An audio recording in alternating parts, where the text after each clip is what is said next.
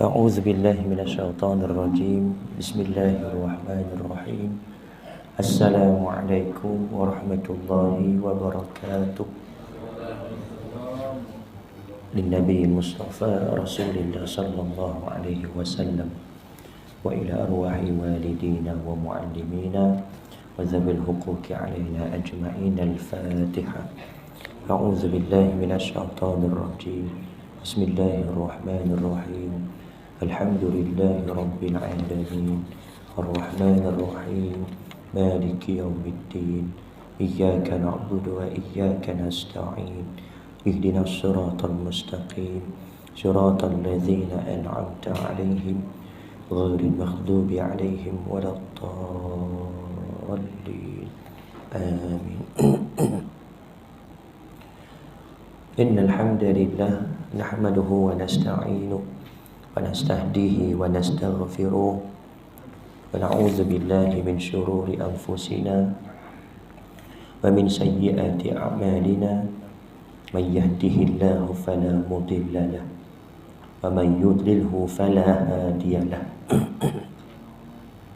أشهد أن لا إله إلا الله وأشهد أن محمدا عبده ورسوله اللهم صل وسلم على سيدنا محمد وعلى آله وأصحابه أجمعين سبحانك لا علم لنا إلا ما علمتنا إنك أنت العليم الحكيم رب اشرح لي صدري ويسر لي أمري واحلل عقدة من lisanي yafqahu qawli amma ba'd.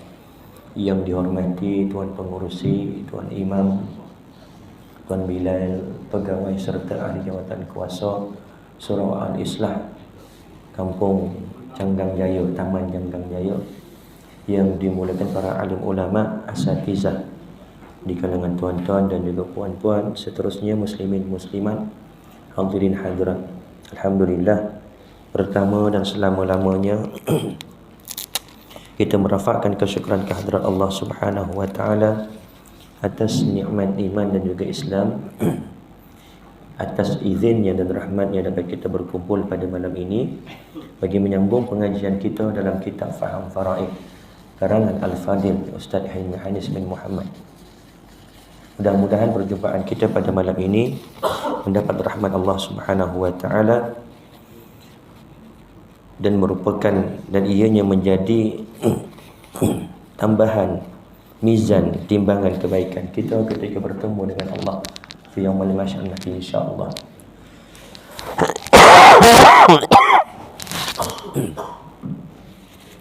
Minta maaf. Bismillah.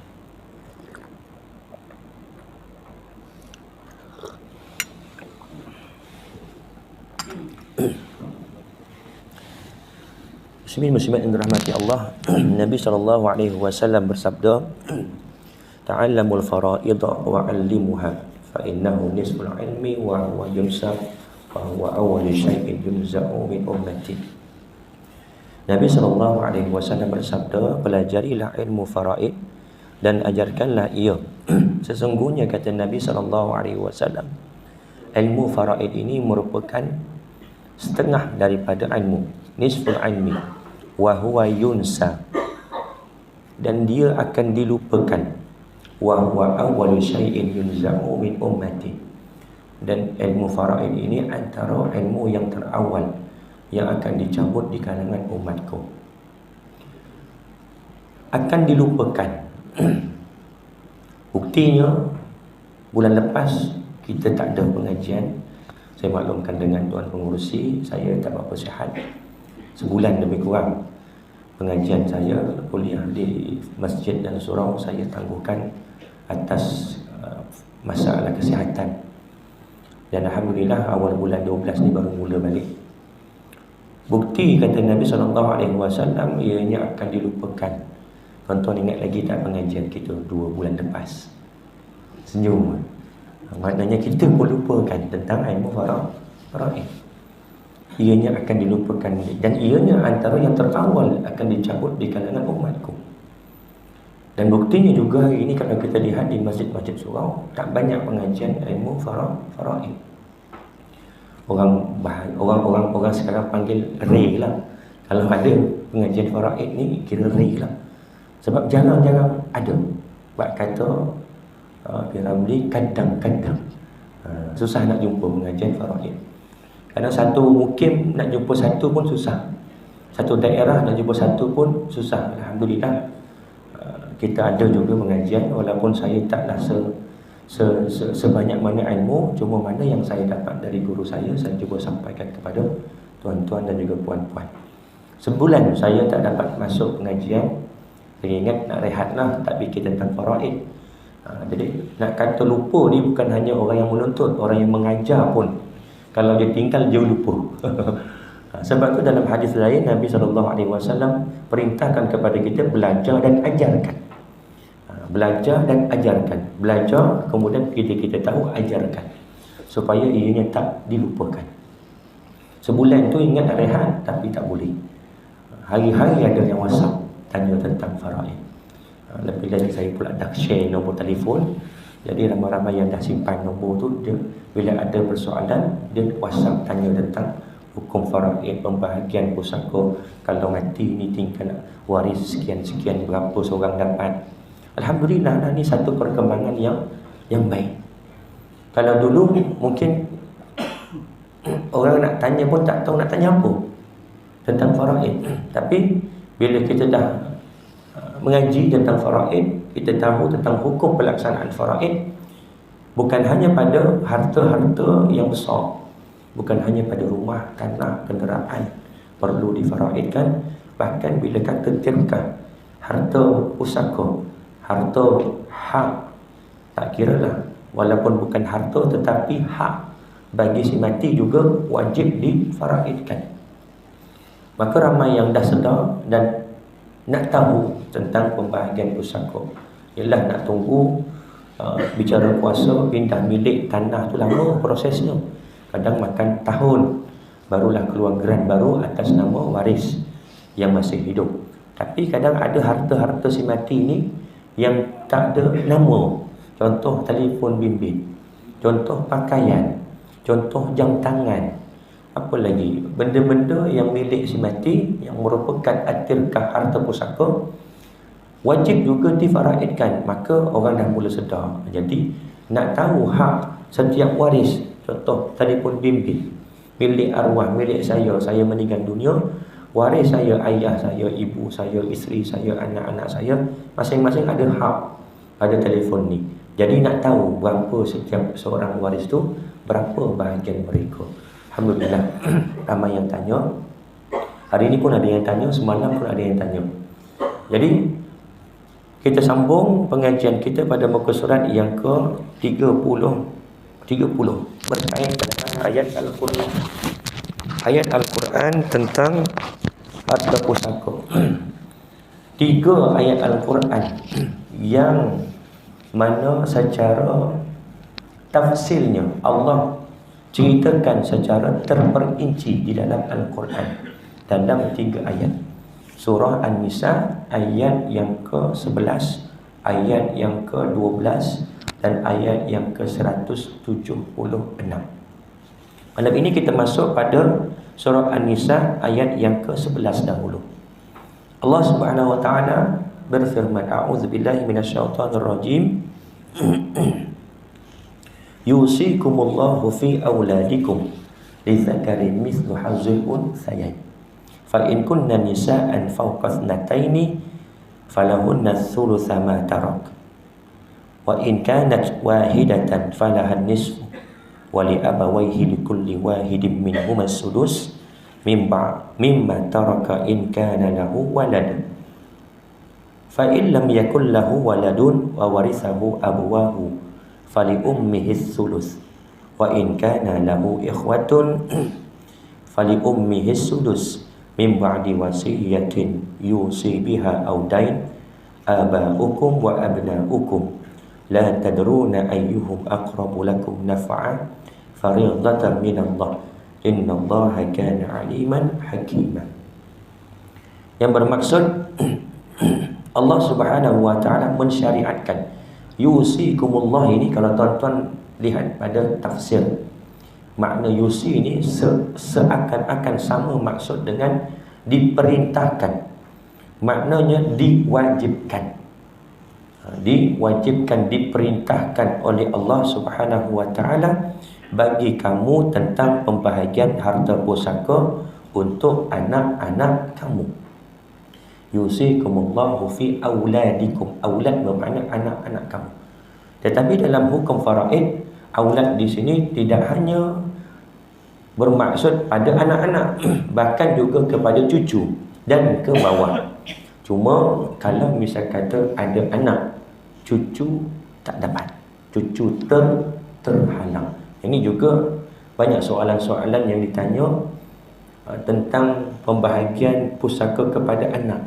Ada yang tanya, Ustaz, saya tengok arwah tu cucunya tak dapat, tapi saya tengok arwah yang lain, kes lain, ada cucu dapat. Atau dia kata lagi, ada lagi satu kes, dia kata saya dapat tahu menantu pun dapat. Macam mana tu? Sedangkan menantu ni bukan ahli waris. Saya buat carta supaya kita semua nampak bagaimana yang dikatakan menantu boleh dapat. Ini disebabkan oleh berlakunya kematian berlapis. Dalam bahasa Arabnya ialah munasakhat, kematian berlapis. Saya bagi contoh. Si mati ni namanya Sidik. Saya suka nama Sidik, dan suka bagi contoh nama Sidik. Kalau kebetulan ada, saya minta maaf ya. Ini Sidik ni yang mati, bukan orang lain, tak ada kaitan. Sidik ni mati, meninggal dunia. Ada 2 orang anak, seorang anak lelaki dan juga seorang anak perempuan. Anak lelaki bernama Romli, anak perempuan bernama Ros. Ramli ini berkahwin, bernama isterinya Murni. Contoh. Jadi bila Sidik ni mati, Sidik mati tahun 2015 contoh. Urusan pusakanya tidak dibuat oleh waris, dibiarkan, maknanya bertangguhlah. 5 tahun tak didaftarkan lagi, tak diuruskan lagi. 10 tahun tak diuruskan lagi. Sampailah tahun 2020 Ramli ni mati.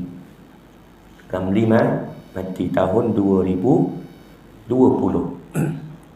Tahun 2021 barulah Ros nak uruskan. Baru Ros ni, anak perempuan kepada Sidik yang mati tahun 2015, menguruskan harta pusaka ayahnya bernama Sidik. Maka pegawai pusaka akan tanya, siapa waris yang ada ketika Sidik ni mati? Sidik ni mati, kata Ros, yang ada cuma saya seorang sekarang ni. Sekarang ni memanglah puan seorang, dia kata Ros. Tetapi masa Sidik mati tahun 2015, siapa lagi anak-anak Sidik yang ada? Oh, ada katanya, abang saya, namanya Ramli. Tetapi Ramli dah meninggal sekarang, dia kata.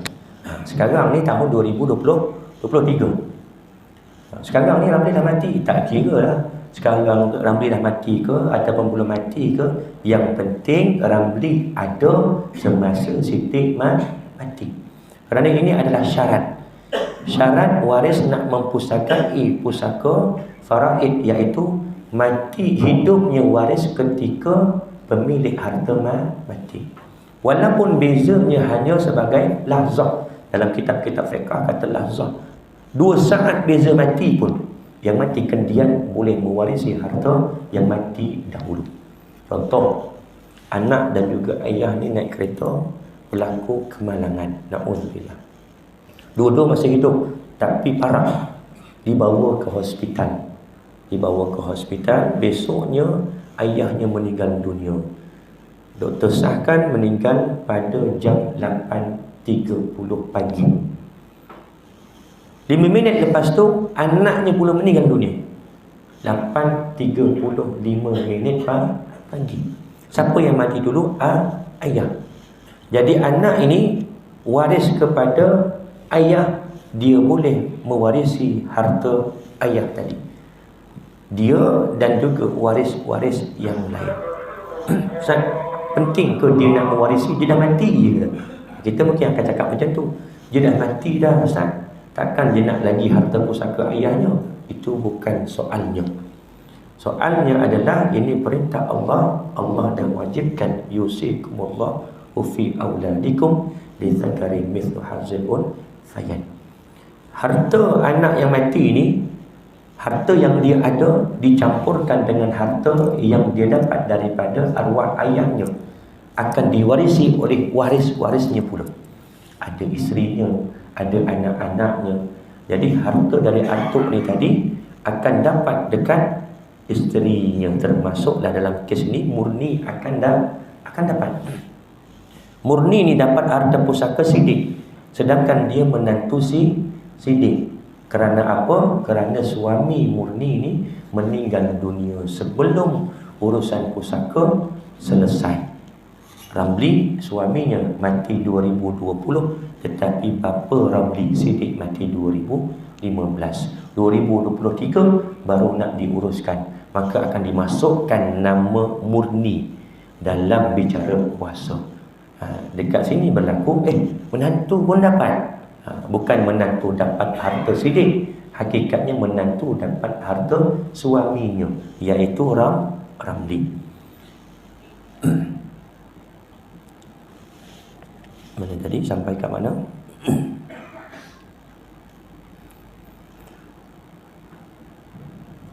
Dan jika anak itu semuanya perempuan yang jumlahnya lebih daripada dan jika anak itu semuanya perempuan yang jumlahnya lebih daripada 2, maknanya 2 atau 3, semua anak si mati ni perempuan belaka, tak ada anak lelaki, tak ada cucu lelaki daripada anak lelaki, yang ada cuma anak perempuan sahaja. 2 orang atau lebih, minimum 2 orang. Kalau 10 orang pun dapat sama juga macam 2 orang dapat. Maka bagi mereka 2/3 daripada harta yang ditinggalkan. Anak-anak, kata Allah Subhanahu Wa Taala, kalau perempuan 2 orang atau lebih, maka mereka akan dapat 2/3 dibagi sama rata. Contoh, arwah ni ada anak 2 orang, ni dia ada yang ada warisnya. Harta yang ada contoh 4 juta ringgit. Kalau dikatakan 2/3 juta lah, senang nak kira, 3 juta.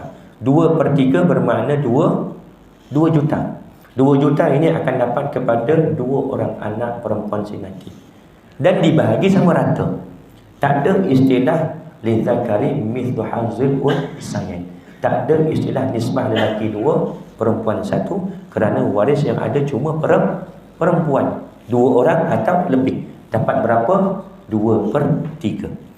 Jika dia, yakni anak perempuan itu seorang sahaja, tadi 2 orang atau lebih, ini kalau anak perempuan tu seorang sahaja, anak tunggal, atau anaknya 3 orang, tetapi lagi 2 orang tu meninggal dunia dulu, baru ayahnya mati. Bermakna waktu ayahnya mati, anak yang ada cuma seorang yang masih hidup, anak perempuan. Maka dia memperolehi setengah, 1/2 daripada harta yang ditinggalkan. Ini bagi keadaan anak perempuan. Anak perempuan, satu keadaan dapat 2/3, satu lagi keadaan dapat 1/2. Kita sambung. Dan untuk 2 orang ibu bapa, bahagian masing-masing 1/6 daripada harta yang ditinggalkan. Bagi ibu bapa, misal kata si mati itu, jika dia yang meninggal dunia itu mempunyai anak, si mati ada anak anak lelaki dan anak perempuan, maka kedua ibu bapa si mati akan dapat 1/6. Matilah Sidik ni, dia ada anak lelaki ada, anak perempuan ada, bapa Sidik ni ada, ibu Sidik ni ada, maka ibu dan bapa masing-masing dapat 1/6. Bapa 1/6, ibu 1/6. Jika dia, yakni yang meninggal dunia, tidak mempunyai anak, si mati ni tak ada anak, ataupun ada tapi mati dulu dari dia, istilahnya kira tak ada anak. Sebab syarat mesti kena yang waris hidup semasa pemilik harta mati. Jika dia yang meninggal dunia tidak mempunyai anak dan dia diwarisi oleh ibu bapanya sahaja, maka ibunya mendapat 1/3. Ini sidik mati tak ada anak, ada ibu bapa sahaja, maka ibu dapat 1/3. Ini keadaan ibu yang kedua. Yang pertama tadi, bila mana si mati ada anak, ibu dapat 1/6. Kes ini si mati tak ada anak, maka ibu dapat 1/3. Jika dia yang meninggal dunia, kalau kita lihat dekat sini sampai dekat ibu ni 1/3, bahagian ayah berapa? Sebab dalam Quran ni tak disebutkan bahagian ayah berapa. Bila si mati tak ada anak, bahagian ayah dia akan rujuk pada qiyas lizakari mithlu hazil unsayani, iaitu 2 nisbah 1 bagi lelaki dan perempuan. Kalau ibu dapat 1/3, bapa dapat berapa? 2/3. Sebab nisbah bapa dan ibu, lelaki perempuan 2 dan juga 1. Jika dia yang meninggal dunia mempunyai beberapa saudara, sidik ni mati, ada adik-beradik, tak ada anak tetapi ada adik-beradik. Jika dia yang meninggal dunia mempunyai beberapa di sini merujuk 2 atau lebih. Kalau seorang tak jadi, sebab kita nak masuk dalam bahagian ibu, bahagian yang kedua, bahagian ibu. Tadi 1/6. Ketika mana, maaf saya tersalah tulis, 1/3 ni dekat bawah, bahagian ibu. Jika dia yang meninggal dunia mempunyai beberapa saudara, dia tak ada anak tetapi ada beberapa, bermakna 2 orang atau lebih. Sama ada saudara seibu sebapa atau saudara sebapa, maka ibunya mendapat 1/6. Tadi 1/3 sebab si mati tak ada anak, tapi si mati ada adik-beradik yang lain, 2 orang atau lebih, tak dapat 1/3 ibu ni. Dia jadi 1/6 balik. Saya bagi contoh gambaran macam ni. Ni sidik mati, dia ada ayah dan juga ibu. Ni ibunya nama Ros, bapa nama Rosli, contoh. Sidik ni ada adik-beradik. Dia ada adik-beradik 2 orang. Adik-beradik lelaki seibu sebapa, ibu sebapa. Adik-beradik perempuan seibu sebapa. Nama yang lelaki contohlah Wan, yang perempuan nama Wani. Sidik ni anak tak ada. Anaknya tak ada. Kalau kita lihat pada ayat tadi, ibu bahagian dia 1/6 jika si mati ada anak. Bila si mati tidak ada anak, maka ibu dapat 1/3. Selepas tu, dan jika si mati itu mempunyai beberapa orang saudara, maknanya adik-beradik, Wan dan juga Wani, ada 2 orang adik-beradik sidik. Ibu ni tadi Ros tak dapat 1/3, dia akan dapat 1/6 balik. Sekalipun anak adik-beradik ni tak dapat. Kenapa adik-beradik ni tak dapat? Kerana ada bapa. Rosli ni ada, dia menghalang adik-beradik daripada dapat harta pusaka. Kenapa dia mempengaruhi? Kerana ayat Al-Quran Allah dah tetapkan, bila si mati ada adik-beradik 2 orang atau lebih, maka ibu akan mendapat 1/6, tak jadi 1/3 balik. Sekalipun adik-beradik ni tak dapat, tapi keberadaan adik-beradik ini mempengaruhi bahagian ibu. Pembahagian-pembahagian tersebut di atas setelah dipenuhi wasiat yang dibuatnya atau dan setelah dibayar hutangnya. Kita kena ingat yang lepas kita dah bincangkan antara perkara yang wajib waris lakukan kepada harta si mati, bukan mati dia terus faraid, tidak. Ada beberapa perkara yang wajib dilakukan dahulu kepada harta si mati sebelum faraid. Pertama iaitu urusan hak yang berkait tentang harta. Contoh, adanya gadaian.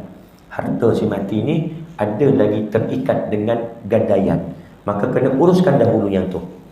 Yang kedua, hutang, pengurusan jenazah, mandinya, kafannya, solatnya, kebuminya. Anda misal kata memerlukan kos, maka wajib waris ambil duit si mati, bayarkan untuk pengurusan jenazah. Yang seterusnya, hutang si mati, hutang kepada Allah, hutang kepada manusia. Ini biasa kita dengar, habis solat jenazah, habis ke bumi, biasa ada anak yang akan berucap, saya si Fulan bin si Fulan, anak kepada arwah, andai misal kata arwah ayah saya ada berhutang, silalah rujuk berhubung dengan saya. Ni hutang. Bila ada hutang, wajib didahulukan sebelum faraid. Kemudian seterusnya, wasiat jika ada. Bila ada, wajib waris laksanakan sekiranya wasiat tersebut cukup syarat. Cukup syaratnya bukan kepada ahli waris, tidak lebih daripada 1/3, dan bukan untuk perkara yang maksiat. Maka wajib waris untuk laksanakan, tunaikan wasiat si mati. Lepas tu barulah faraid. Barulah faraid. Sebab berdasarkan ayat ini, pembahagian-pembahagian tersebut setelah dipenuhi wasiat yang dibuatnya dan setelah dibayar hutangnya. Dalam turutan tadi Ustaz kata bayar hutang dulu baru wasiat, tapi dalam ayat ini disebutkan wasiat dulu baru hutang. Yang mana satu dulu ni? Yang mana satu dulu? Dari segi hukum, didahulukan hutang terlebih dahulu berbanding wasiat. Kenapa dalam Al-Quran ulama memberi hikmah? Kerana nak menerangkan hukum pelaksanaan wasiat itu adalah wajib. Buat wasiat sunat, tetapi bila kita mati, waris wajib laksanakan wasiat tersebut. Nak memberi penekanan bahawasanya wasiat ini wajib ditunaikan dan sering diabaikan oleh waris. Hutang ni biasanya kalau waris tak bayar pun ada orang tuntut, sebab melibatkan dua pihak. Tetapi wasiat ni dia tak melibatkan dua pihak. Nanti kalau ayah dah mati, tanah kat ujung kampung yang seekar tu kamu berikan kepada pihak masjid, ayah niat nak wakafkan. Ini bentuk wasiat. Masjid tahu tak? Belum tahu lagi, anak je dia tahu. Sebab tu dalam Al-Quran didahulukan wasiat. Nak memberi penekanan hukum pelaksanaan tu wajib. Hukum kita nak berwasiat sunat, tetapi waris melaksanakannya adalah wajib. Kalau dia senyap je, dunia selamatlah je. Sebab tak, masjid tak akan tuntut, sebab dia berlainan dengan hutang. Hutang ni walaupun kita senyap-senyap, orang yang kita berhutang dengan dia akan tuntut, sebab melibatkan dua pihak. Wasiat tidak. Wasiat boleh jadi yang penerima, bakal penerima tahu, dan bakal penerima boleh jadi juga tak tahu. Yang tahu cuma orang yang kita lantik sebagai wasi, ataupun dia tahu tentang wasiat kita. Kita dengarkan dekat dia, kita bagi tahu dia, kalau aku mati nanti tanah tu bagi dekat masjid. Anak ni tadi wajib untuk laksanakan wasiat ayahnya. Kalau dia tak laksanakan, berdosa besar. Kerana melaksanakan wasiat tadi hukumnya wajib. Sebab tu dalam Al-Quran disebutkan awal wasiat berbanding hutang. Tentang orang tua kamu dan anak-anak kamu, kamu tidak mengetahui siapa di antara mereka yang lebih banyak manfaatnya bagi kamu. Kita sebagai hamba, bila kita baca ayat ini, apa yang kita rasa? Allah menemplak. Menemplak ni bahasa nak kata, kau ni tak tahu, aku yang maha mengetahui. Manusia ni lemah. Kita sangka patut mengikut akal kita, mengikut nafsu kita. Kalau tak ada faraid, aku nak bagi banyak ni dekat anak yang sulung, aku nak bagi banyak ni dekat ayah, aku nak bagi banyak ni dekat ibu. Itu kalau tak ada hukum faraid, mengikut akal nafsu kita, kita akan berbuat sesuka hati kita. Maka Allah turunkan ayat pembahagian pusaka, dan hujungnya kata Allah tentang orang tua kamu dan anak-anak kamu, kamu tidak mengetahui siapa di antara mereka yang lebih banyak manfaatnya kepada kamu semasa kamu hidup, dan selepas kamu mati kamu tak tahu di antara mereka ni siapa yang lebih banyak manfaat untuk kamu. Maka Allah yang tentukan tentang pembahagian pusaka. Ini adalah ketetapan daripada Allah. Sesungguhnya Allah Maha mengetahui lagi Maha bijaksana. Kalau ada orang mengatakan faraid ini bukan pilihan pertama, dia hanya pilihan, bukan kewajipan, bermakna orang ini tak faham. Sebab kalau dia mengaji, dia tahu tentang hukum faraid, ini diperintahkan oleh Allah. Mana mungkin sesuatu perintah Allah kita abaikan. Allah perintahkan kepada kita apa lagi? Solat, puasa, zakat, haji. Tiba-tiba kita kata solat ini pilihan kita. Tapi tak adalah orang nak kata macam tu. Sebab dah biasa maklumnya solat ini merupakan satu ibadat yang besar, merupakan tiang agama, puncak ibadah kita kepada Allah Subhanahu wa taala. Faraid pun begitu juga. Ianya adalah perintah Allah, kewajipan yang wajib dilaksanakan oleh waris si mati. Bukan pilihan kedua, bukan bila dah bergaduh baru nak kembali kepada hukum faraid, tidak, tetapi ianya adalah kewajipan. Ayat ini diturunkan adalah kerana kisah Sa'ad bin Ar-Rabi' yang akan dinyatakan dalam sumber hukum yang kedua nanti, iaitu hadis yang ke-8. Nanti kita akan masuk pada muka surat 39 tentang hadis-hadis Nabi SAW berkait dengan faraid. Ayat yang kedua. Azan lah ke? 823. Surah An-Nisa ayat yang ke-13. Tadi 12, ini ayat yang ke-13. Apa kata Allah Subhanahu wa taala? Walakum nisfu ma taraka azwajukum illam yakul lahunna walad.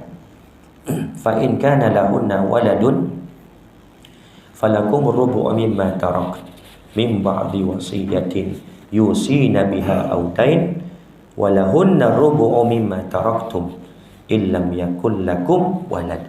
Fa in kana lakum waladun falahunna thumunu mimma taraktum min ba'di wasiyatin tusuna biha aw dain. Wa in kana rajulun yurathu kalalah aw imra'atun wa lahu akhun aw ukhtun falikulli wahidin minhumas sudus. Fa in kanu aktsara min dzalika fahum syuraka'u fi thuluth min ba'di wasiyatin yusa biha aw dain ghaira mudar wasiyatan minallah wallahu alimun halim. Ayat yang ke-13, apa kata Allah? Dan bagi kamu suami-suami,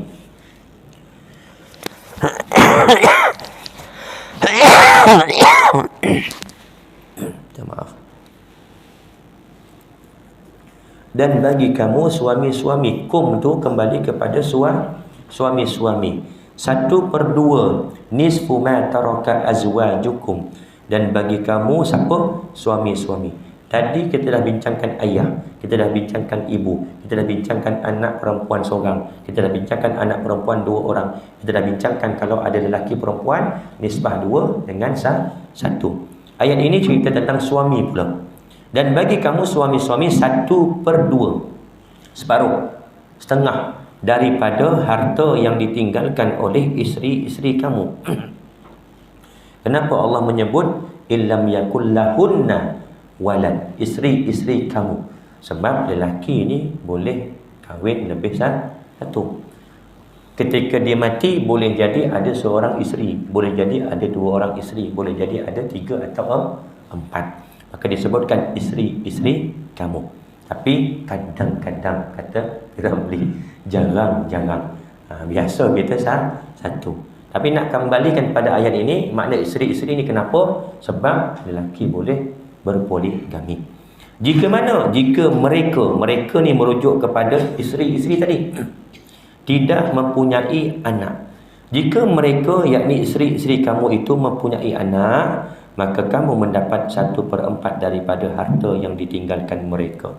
Suami, 2 keadaan, 1/2 dan juga 1/4.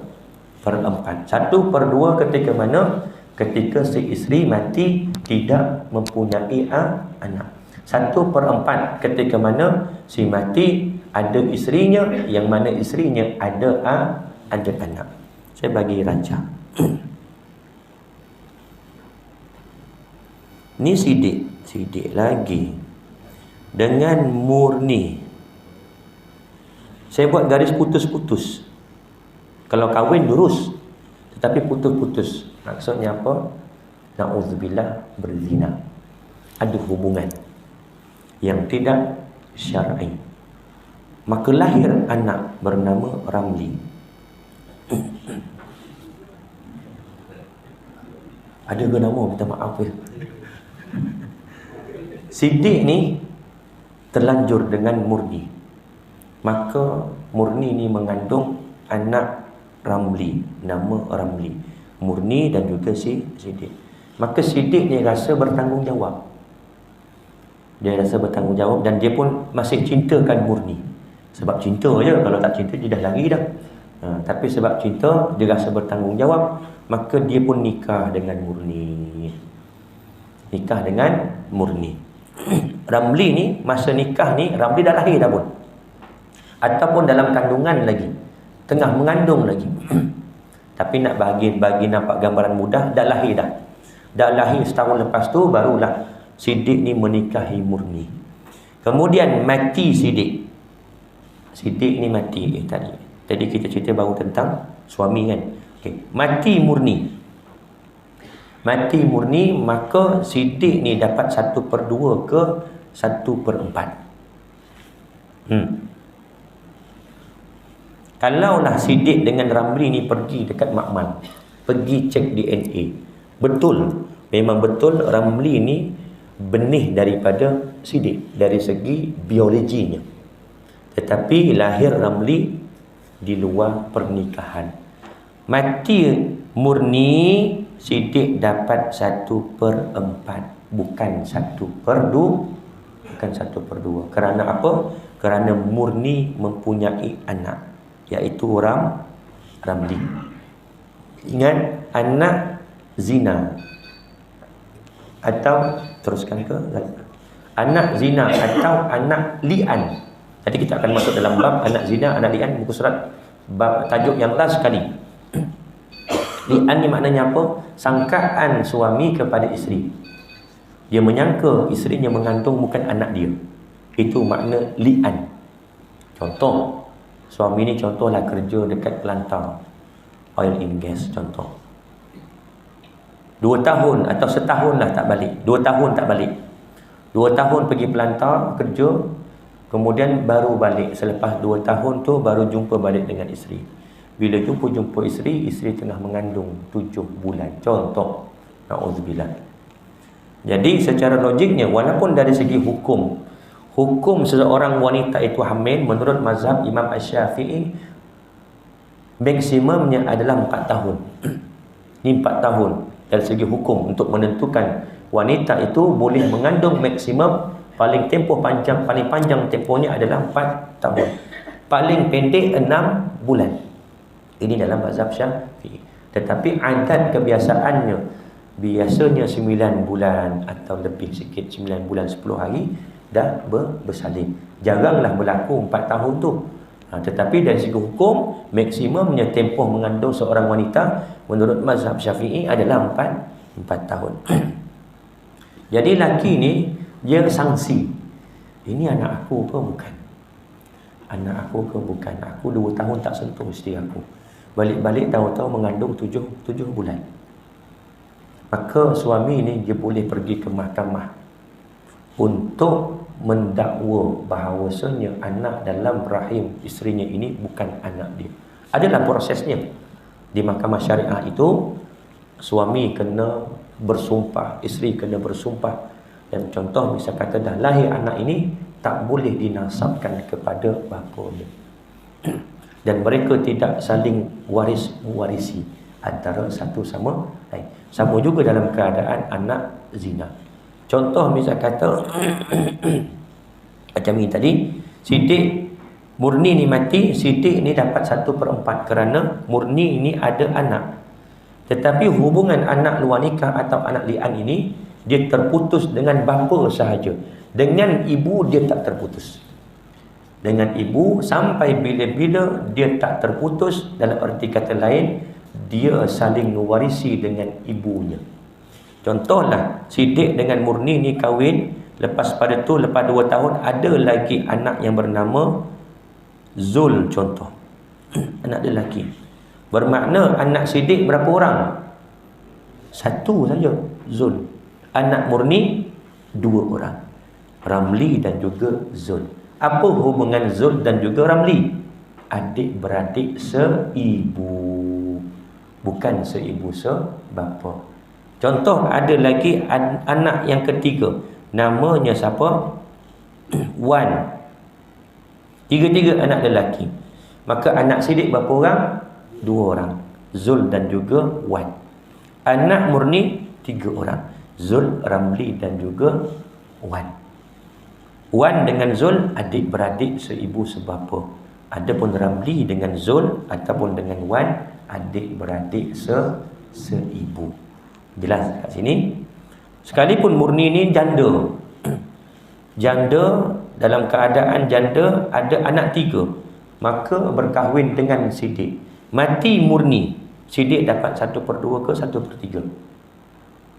1/2 ke 1/4? 1/4. Kerana jangan kita lihat, oh ini semua bukan anak Siddiq. Jangan kira macam tu. Tetapi dia anak kepada si mati.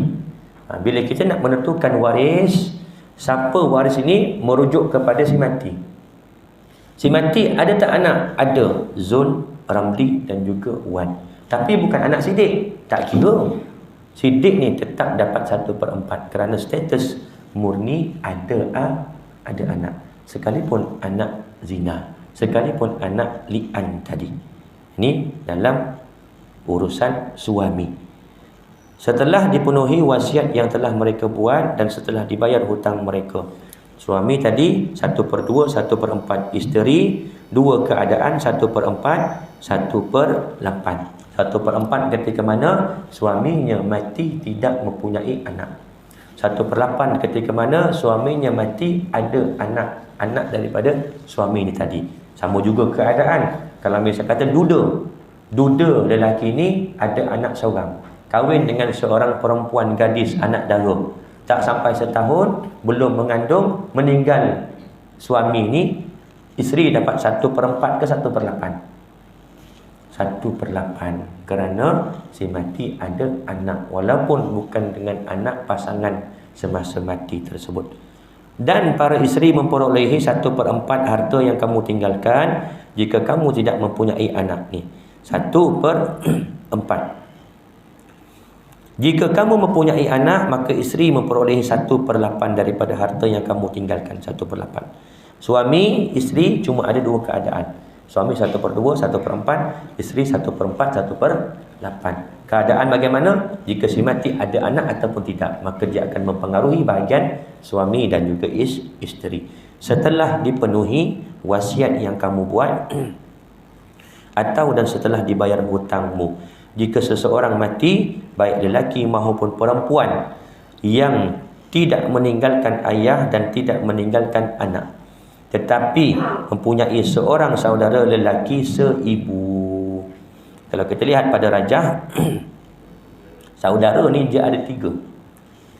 Ada 3 saudara, iaitu saudara seibu sebapa, kemudian saudara sebapa, kemudian saudara seibu. Kita sekarang membincangkan tentang perihal saudara seibu dalam ayat ini. Jika seseorang mati, baik lelaki maupun perempuan, yang tidak meninggalkan ayah dan tidak meninggalkan anak. Maknanya si mati ni tak ada ayah, tak ada ibu, tak ada anak. Yang ada cuma adik-beradik seibu seorang. Seibu atau seorang saudara perempuan yang seibu. Maka bagi masing-masing 1/6 harta. Bagi mereka ini dapat 1/6. 1/6. Kalau salah satunya sahaja ada, maknanya kalau saudara lelaki seibu ada, saudara perempuan seibu tak ada, maka saudara lelaki seibu dapat 1/6. Begitu juga sebaliknya, kalau saudara perempuan seibu ada, saudara lelaki seibu tiada, maka saudara perempuan seibu dapat 1/6 berdasarkan ayat ini. Tetapi jika saudara-saudara seibu itu lebih daripada seorang, maka mereka bersama-sama berkongsi dalam bahagian yang 1/3 itu. Tadi kalau salah seorang saja ada, sama ada lelaki atau perempuan, salah seorang tu akan dapat 1/6. Tetapi dua-dua ni ada, saudara lelaki seibu ada, saudara perempuan seibu ada dua orang adik-beradiknya.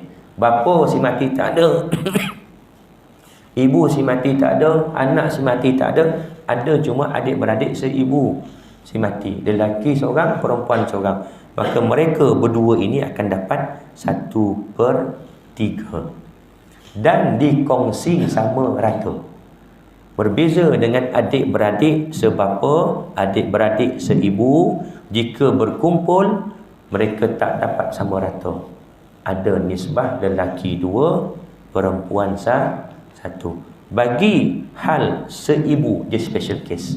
Berdasarkan ayat tadi, kalau seorang 1/6, kalau dua orang atau lebih, tak kira jantina, kongsi sama rata daripada 1/3. Setelah dipenuhi wasiat yang dibuat olehnya dan setelah dibayar hutangnya dengan tidak menyusahkan kepada ahli waris. Demikian ketentuan Allah, dan Allah Maha mengetahui, Maha penyantun. Wallahu a'lam. InsyaAllah akan datang kita akan sambung pada surah An-Nisa ayat 176. Ayat ini menceritakan tentang bahagian adik-beradik pula. Adik-beradik seibu sebapa. Adik-beradik sebapa. Adik-beradik ada 3. Seibu sebapa, sebapa dan seibu. Seibu kita dah bincangkan tadi.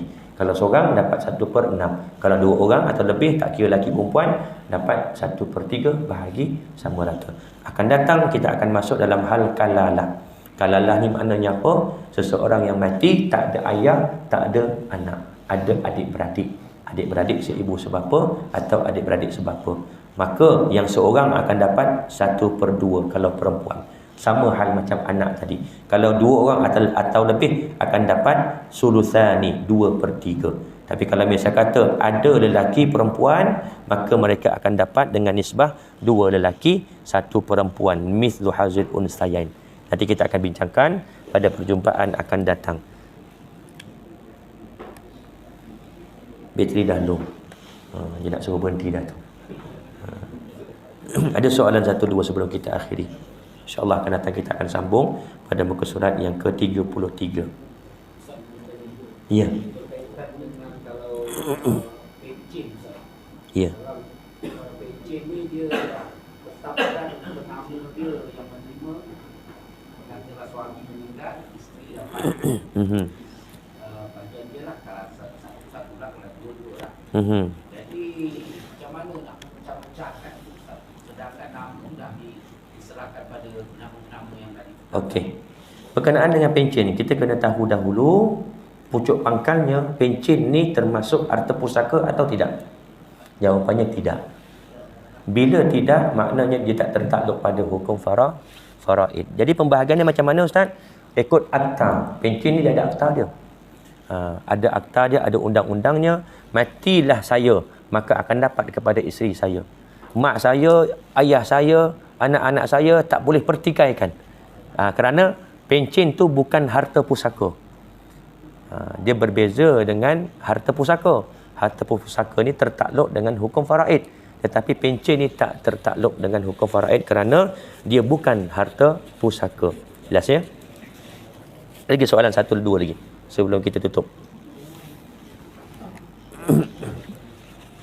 Tak ada. Kalau tak ada, saya rasa cukup sekadar itu. Yang baik itu datang daripada Allah dan kurang lemah itu datang daripada kelemahan diri saya. Saya mohon maaf, mohon ampun.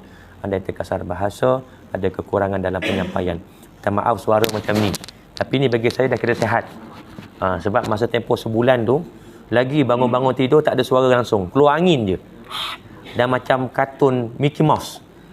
Anak saya pun gelakkan saya. Kata Walid suara macam kartun katanya.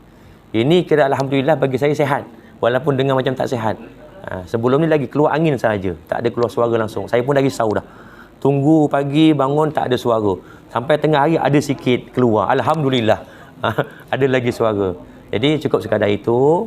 Kita tangguh pada perjumpaan bulan hadapan. Tangguh dengan tasbih kafarah dan suratul Asr. Subhanakallahumma bihamdika.